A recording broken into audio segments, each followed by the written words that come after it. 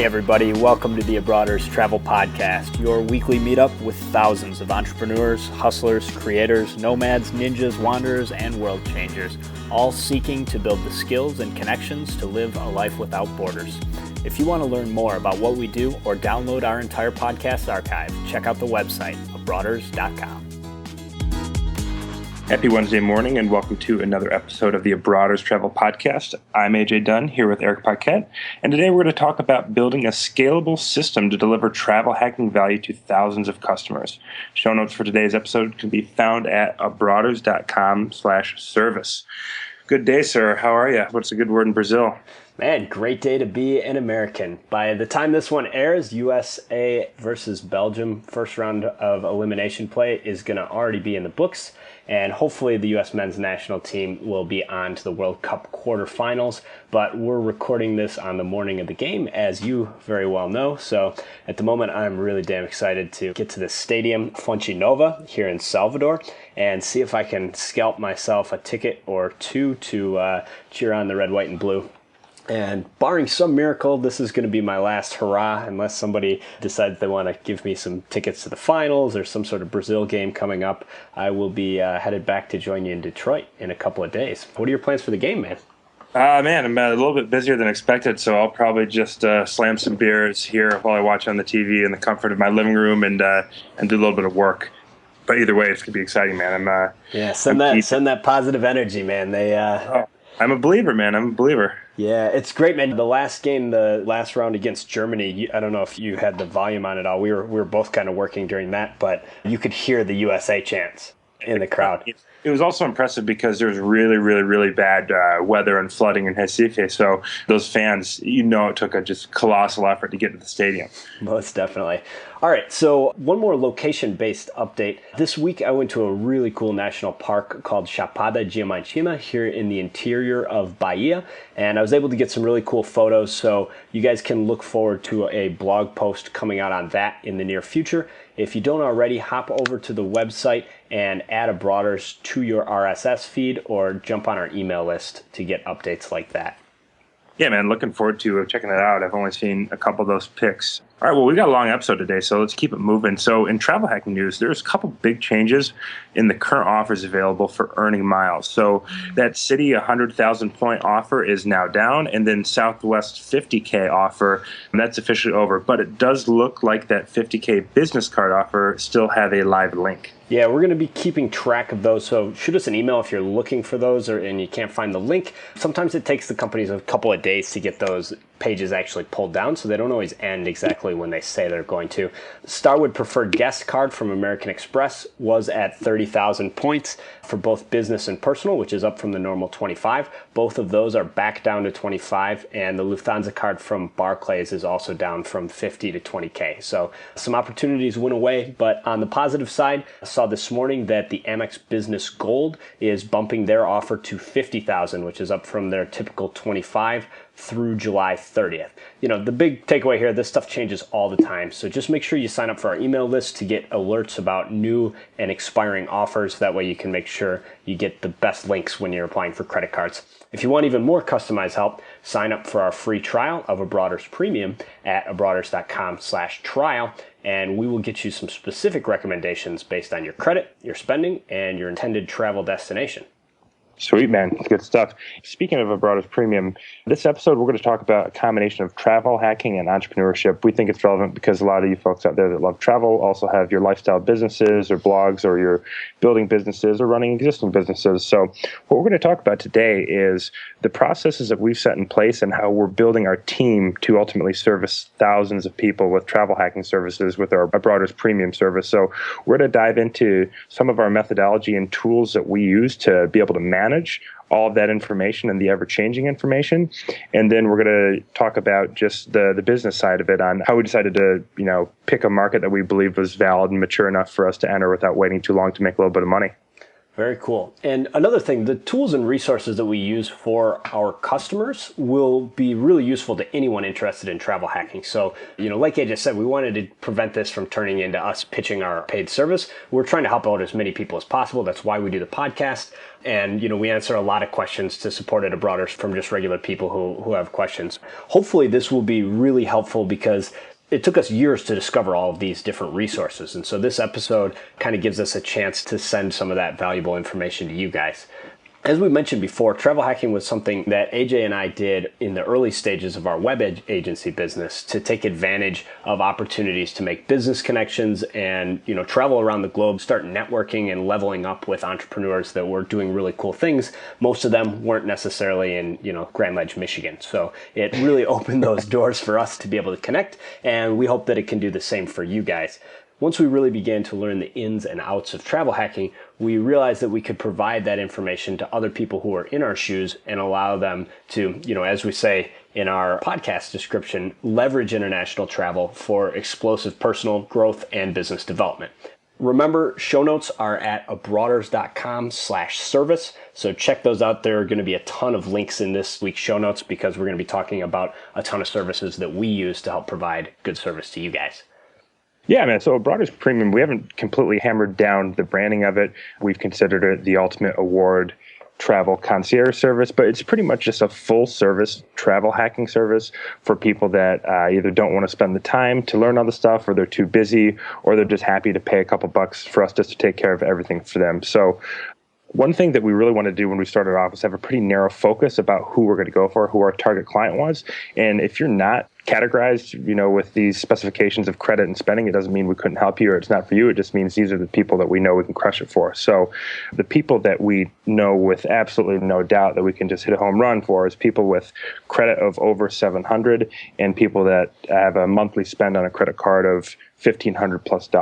The credit is just because it makes it much easier to get approved for the cards that have the fat bonuses. If your credit isn't there, you can definitely do it, but you may have to go through reconsideration. You may have to clean up your credit a little bit. It's just more work.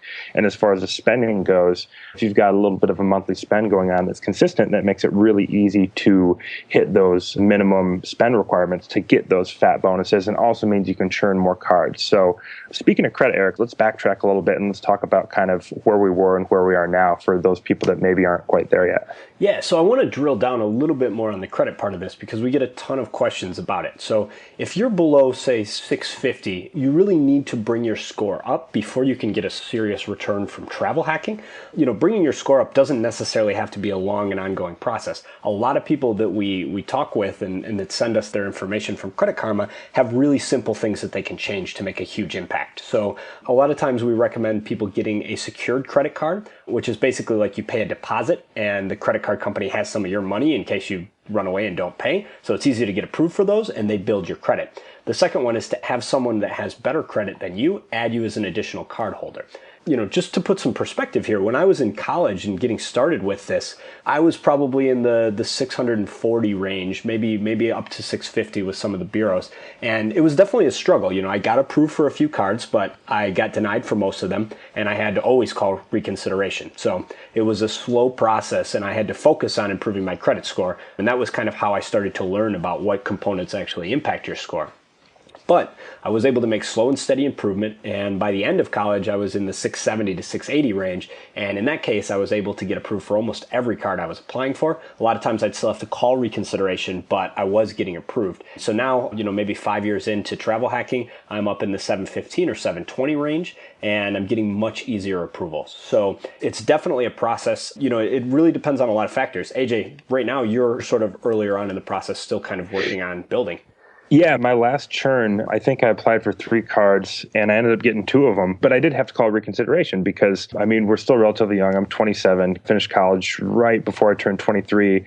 And the long story short, I had a couple just roommate issues that caused my credit to get dinged up. So I just had to call the folks up and kind of explain to them and sell them on why I need that card for, particular reasons. And it worked, but it's definitely much more effort than a guy like you now that's got better credit. And you can just apply for a card, get approved, get it, and then begin, doing your spending. Yep. And speaking of spending, do you want to get into spending now? Yeah. So as far as spending goes, I know we said, that $1,500+ a month was kind of the target point for the people that we can really help. But as I said before, the whole reason behind the spending is just it makes it easy to hit those minimum spend requirements for multiple cards without having to do much manufactured spending. And if you guys want to know more about manufactured spending, actually check out episode 19, which is abroaders.com/spending. We'll go into more detail about if you don't spend a whole lot of money, what you can do to get around, and there's some hacks on meeting those minimum spends without actually spending your own money. Yeah, I mean, our story, again, is a process of building. So originally I was probably at $300 a month or less of credit card spend, but over time you learn to shift your spending and, sort of try and accumulate credit card spend that you would be making otherwise. You don't want to generate extra spend that's costing you more money, but if you can start to move all of your regular expenses onto credit cards and build systems around that, that's how you really get there. So now with our business, we pay everybody, pay all of our contractors with credit cards, pay for a lot of services. So we're probably up to $2,000 to $5,000 per month, but it was a long process to get there. And if you're not there yet, check out that resource that AJ just mentioned, abroaders.com/spending. We show you a lot of hacks that if you're not there with the monthly spend, you can still get the job done. Yeah, and as far as that bottom line, like Erik said, anytime you can use a credit card, do it. Like now, it's great. I can pay rent on a credit card. So, I mean, there's $1,000 every month to spend that I'm going to be making anyways. Very cool. Okay, so we want to take a little time and talk to you about our mindset when we were getting into this, because it's one thing to have a hobby of travel hacking and know that it's generating a lot of value for us, and another thing to validate a market and know that this was something that we could build a service around and other people would be willing to pay us for. So we want to talk a little bit about sort of how that worked. Obviously, we were able to take a look and see that there were other services related to travel hacking that people were paying for. And so on the one hand, more working models out there means that there's a robust market and that there is indeed a consumer that is looking for that type of help. But on the other hand, it also means there's more competition, meaning that we had to differentiate and make sure that we were different than everybody else that was already out there. So let's talk a little bit about that process for us. Let's go through some of the things that we identified and thought, hey, that's a good signal that there's money to be made helping people learn to travel hack. Yeah, the first signal we got was maybe the most encouraging one, just seeing that there was paid booking services out there. So pretty much you have points, and then you go to one of these booking services and you tell them where you want to go and when you want to go using your existing points. So the fact that there's a subcategory, this little economy where people actually pay somebody to book and help people use these points meant that the market was looking good. And that was the first one we found. So that was really encouraging to come across that. Yeah, and with those, I mean, you generally just pay a flat rate per person per booking. So it's a super simple model. I don't think there's anybody really making a huge amount of money. So we saw that and said like, oh, that's awesome. There's a market. But we also saw that's not necessarily something that can be scaled super easily. The next thing we were looking at is some of the tools. Obviously, we're really interested in software. We have a web design and development agency, and we know a lot of entrepreneurs that are building SaaS-based business models. One of the ones that caught our attention was Award Wallet. If you don't know, Award Wallet makes it possible to keep track of your points without having to constantly check in and log into all of your frequent flyer accounts on the website. So basically, you give them your login and password, and they log into American and United and Delta, and they check all your balances and put them for you in one place. Yeah, and for you folks that aren't too familiar with software, SaaS just means software as a service. So you'll create software, people will pay you monthly to use your software. Great clarification there. Yeah. So the next tool is TripIt. So this isn't really a travel hacking tool, but we think this would be really useful for the community. So it essentially tracks all of your travel reservations, whether they be flights or where you're staying or excursions, all in one cool dashboard. And how it does that is just you give them your email address that you use to book all these things, and then it auto-populates, reservation numbers, itineraries, where you're going to be sitting on your plane. It's really slick. So check out tripit.com. It's also free, but it's a brilliant travel resource with a really good, at least iPhone app. I'm guessing they're on Android, but the iPhone app's pretty good as well. Yeah, so one of the interesting clarifications about TripIt and Award Wallet is both of those are essentially free services for the majority of their customers. So for the most part, you can sign up for TripIt and Award Wallet for free. We use those with our premium members and help use the information that they store in those accounts to inform our travel hacking recommendations. And so that's a different type of model to a certain extent in that they have hundreds of thousands of members, if not millions of members. They're making their money based on advertising and based on, sort of affiliate type promotions. And then they have a few paid services, which, we actually pay Award Wallet for the ability to have a business account where we can take a look at a bunch of our premium members. So it's a different type of model. but it also showed us that there was scale. So on the one hand, you've got people paying, small group of people paying money for award bookings. And on the other side of it, you've got millions or hundreds of thousands of people that are using services related to travel hacking, even if they're free. So it means that the size of the market is definitely substantial enough for us to build a business there. So that was a really important sign. Yeah, and especially from our perspective too, we don't really even need to dominate much market share to have an awesome business where we're cash flowing and doing really well and providing a good service. Very true. The next one here is award inventory search. This is kind of the last one we're going to cover in terms of things that we were looking at to validate the market.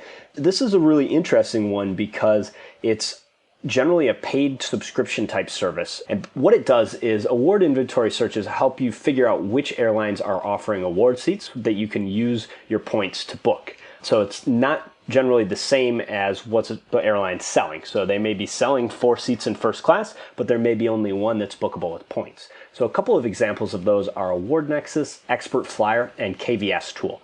If you're a seasoned travel hacker, you know that there's a lot of airline websites that you can kind of piece together what award availability is out there. So you could use United and ANA for Star Alliance. You can use Qantas, American, and British Airways for One World. But the bottom line is that it's a huge pain in the ass to go through and search all these different sites to figure out whether a seat's available. So somebody built some pretty clever software that finds those seats and charges for it on a monthly or per search basis. That was kind of the last hurrah where you're like, okay, people are definitely paying for facilitation of getting these points booked. That kind of brought us to the next question, which is who's helping people earn points? Yeah, exactly. I mean, like Erik said, we saw that there's a viable market. There's a lot of action. There's a lot of users on these websites, but there really wasn't a comprehensive solution to help people manage earning points. And we saw people making just all sorts of painful mistakes like missing bonus requirements and getting absolutely no points for these signups, or applying for the wrong card or clicking on a wrong link where they're missing out on, 5-figure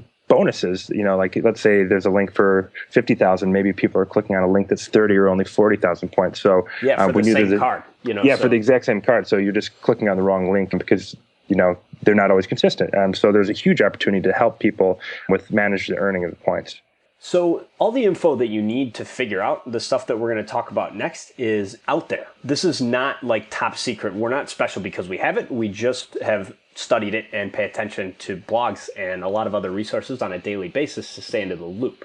We realized that in order to help people earn a ton of points, we'd have to do a lot more than just write an ebook. And there's a ton of those out there. It's actually pretty frustrating to me because, the ebooks maybe have good information, but they don't necessarily stay up to date. What is true right now will not be true in 6 months. So there was a huge failure in the market to be able to provide that ongoing service. So we built a Broaders Premium on the foundation of customer service, starting with the idea that people should be able to get a specific expert answer to their question. And that's been our key differentiator from the start. For the remaining time, we're going to go through and give you guys an inside peek at some of the things that we're tracking and helping our customers with, and also show you a little bit of the business side. So how we're building systems that can scale this for thousands of customers rather than just a few people. So one of the first stages is when we get in contact with somebody, we do some pre-qualification. And just for everyone listening, this doesn't mean that we don't want to hear from you if your credit isn't great. I mean, we're happy to have that chat with you guys or shoot some emails back and forth. But from the business end right here, what we're going to do is we're going to pre-qualify people. We're going to want to know what their credit score is, or we're going to want to know what their spend is. And the reason you might say, well, why don't you just take on additional people or anyone willing to give you their money, is because if we can't necessarily help them, then there's a huge risk of massive communication overhead that can take us away from just helping people crush it. And with this pre-qualification, we're using Credit Karma to really get a clear look at potential customers and make sure that we can absolutely help them before their free trial ends and they make a first payment. Yeah, that's a great point. And, like AJ said, we do have a team in place. And so we've got some really good responses that'll help people improve their credit. So if you send us a question or request a consultation and it turns out that you're not quite in the range where we think we can hit it out of the park for you, our team is going to give you some recommendations that'll get you to the right place. On the other hand, once we verify that a customer is a good fit, we have them go through a survey that lets us database some additional key information. So we start out obviously with the qualification that AJ mentioned before, score and your monthly spend. And we put that into a database with a whole bunch of other information, like the top 3 places that you want to travel over the next 2 years, whether you would prefer to fly 1 trip in business or first class versus 2 in economy. And then we also link up to their TripIt and Award Wallet accounts so we can start tracking their data.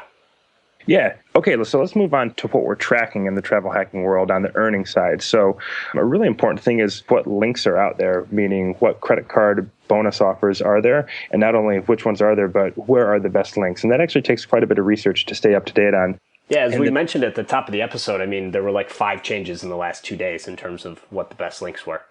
Yeah, so that 100,000 point Citibank offer just disappeared after like a 5-month run. And we've confirmed more than 2 million miles earned by you guys who decided to take action on that card. So 5 months is a decent amount of time, but I mean, it goes by quick if you aren't constantly searching. So, I mean, those 2 million miles right there, that's $100,000 worth of points at our current redemption rate for American Airline miles. Yeah, so that's really interesting. We're going to get more into that later in the show as far as aggregate data. But what AJ is talking about there is people that have actually worked with us, so been communicating with us through our support channels. We recommended that card to almost all of our premium members that had enough spend to be able to hit the 10K requirement. And we've had people earn more than 2 million miles on the card.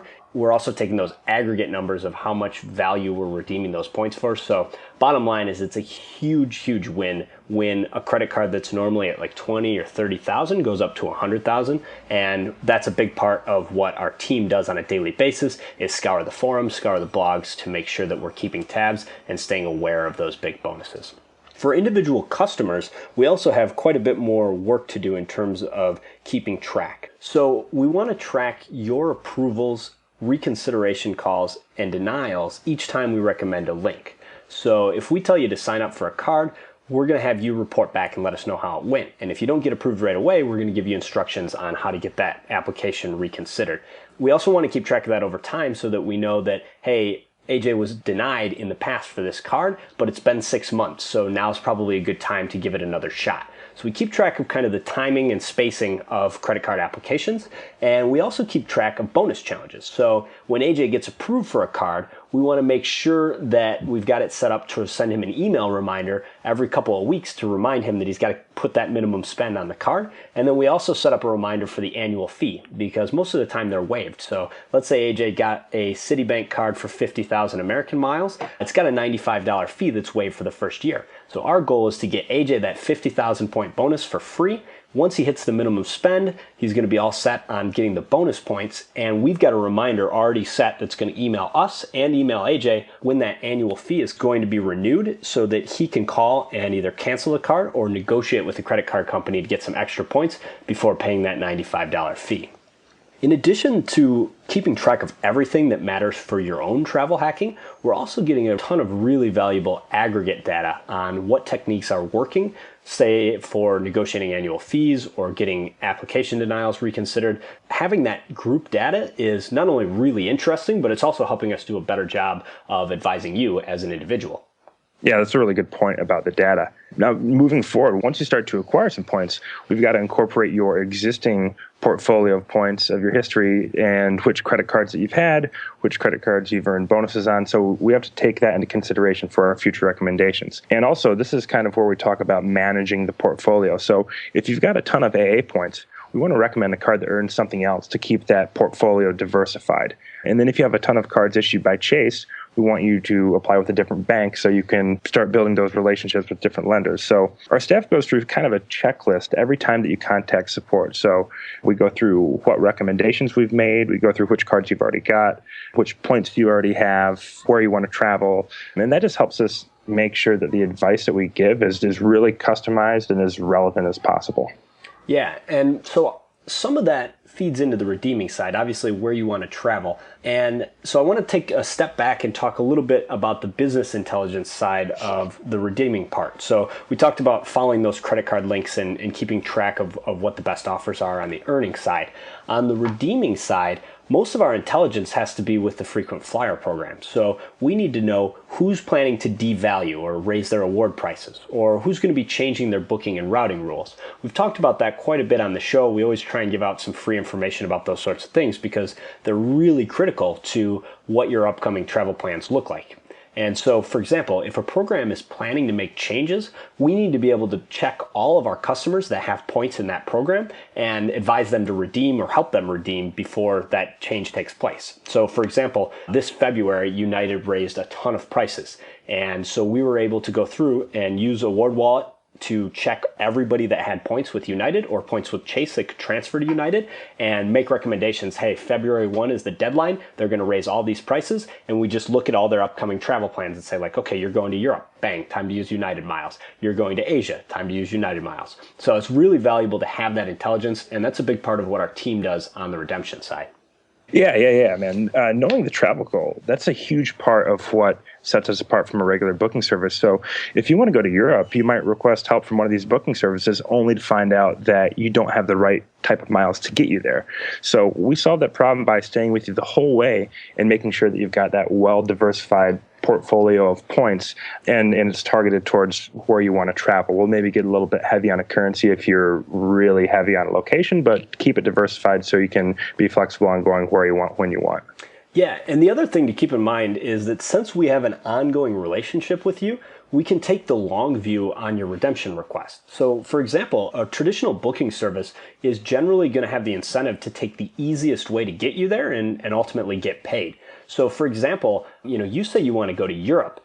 They're most likely going to take a look at all your balances, and they're going to take the most valuable or hard to attain points that you have that are easy to book the ticket. And that just basically leaves you in a really shitty spot for your next trip. So it's kind of like going through a realtor agency or whatever. If you want to sell your house, they just want to get the commission. And if you want $300K for your house and they can sell it for $270,000, they're still making a similar commission, so they don't care. They're just getting paid, like the turnover. Yeah, that's a really good analogy. And I mean, that's not to say there's definitely some really good, very ethical booking services, but it's still hard because they don't always have the systems in place to know about what your next travel plans are. So basically, our differentiation is that we know, at least three, for some customers, even more travel goals if you travel a lot. And so we're not only looking at how we're going to get you on your Europe trip this summer, but also planning for the fact that we know you're going to want to go to Rio for Carnival in February, and you're going to want to go to Asia in May next year. So we take a look at all three of those together and say, okay, yeah, it might be easier to get to Europe if we just burn your Starwood Preferred Guest points, but we really want to save those because those are the best way to get to Rio. And so we're going to instead use a different currency for this trip, work a little harder now to save a little time later. Ultimately, your interests are tied to our interests because we want to help you over the long term. Yeah, exactly. Speaking about combined interest is we want to be able to prove an ROI for our customers. So we take pretty big measures to do value tracking. We track what are you paying to acquire points, whether that be if you have to pay an annual fee or if you have any costs due to manufactured spending. I mean, that's money spent. That's part of an investment to get the miles. What are you getting in value for redeeming points? So we use the cents per point metric to see how much bang for the buck, if you will, that we're getting on redemptions. And then, also looking at which programs are stable. Are there certain programs that are riskier to hold points? Remember that all the stuff we're talking about can be done by you. If you're bootstrapped or just a do-it-yourself type personality, hopefully the processes and mindsets that we've shared in today's episode will help you build your own travel hacking system. We would love to hear about your travel hacking systems that you've already got in place and how you manage them. So definitely get in touch via the support channel, support@abroaders.com. We'd love to talk with you guys and certainly would be happy to try and help in any way that we can. Yeah, definitely. And like Erik said, for all you DIY folks, stay tuned to the podcast. We'll continue to be pumping out all sorts of information, and we will let you know if we do come up with some type of e-learning plus support offering that we're really proud and happy of, and we know we can help you crush it. Yeah, that's definitely in the future. I mean, like we said, we're focused right now on really working on the people that we can help the most, but ultimately, we know that we've got the skill set to help a lot broader group of people with some sort of more do-it-yourself oriented learning product. So we're definitely going to be putting that together at some point. Yeah, and for all you folks either too busy or not interested in always staying up to date on, the ever-changing landscape that is travel hacking, if you think we know what we're talking about and we can help, take advantage of our 1-month free trial for our full-service travel hacking service. Just go to abroaders.com/trial. We'll link in the show notes, like we said, completely free 1 month, and then we'll see if it's a good fit and see if we can help you crush it. Yep, really looking forward to having that opportunity. We've been in contact with a ton of listeners, and this is the first time that we are talking about that free trial publicly. It is open to all listeners, anybody that wants to come check it out. We've got the systems in place, and we are ready to help you guys absolutely crush travel hacking. Sign up for that, and we look forward to chatting with you very, very soon. This week's International Jam is a relatively new UK-based band called the Arctic Monkeys. The Spotify bio is definitely worth a read if you dig the music. These guys got guitars sometime around 2001, and by 2003 they were already out playing shows, performing all over the place. Boy, it took us quite a lot longer to learn the basic guitar. Yeah, man, I think I got my guitar in 2004, and I still am that good, so these guys are awesome. Still wouldn't be too quality if you and I played a show. We'll save that for episode 200. The track this week is called Do I Want to Know? It's on their 2013 release called AM. Hope you guys enjoy this one. I'm off to watch the U.S. kick Belgium's ass. Happy 4th of July weekend, safe travels, and we will see you next week. Hey, good luck getting tickets to the match, man. Cheers. All right, cheers, buddy. Crawling back to you. Never thought I'd call and run. You love you, 'cause I always do. Maybe I'm too busy being lost to fall for somebody new. Now I thought it through. Crawling back to you. So have you Hey, brothers, don't be shy. Hop over to the website and join our email list for exclusive travel hacking content. If you like what we're up to, the best way you can support the show is by leaving us a 5-star review on iTunes. Lastly, we would love to hear from you, so send your show feedback to Erik or AJ at abroaders.com. We will see you next week. Constantly on the coast, I've tried been to kiss you. I don't know if you feel the same as I do, but we could be together if you wanted to.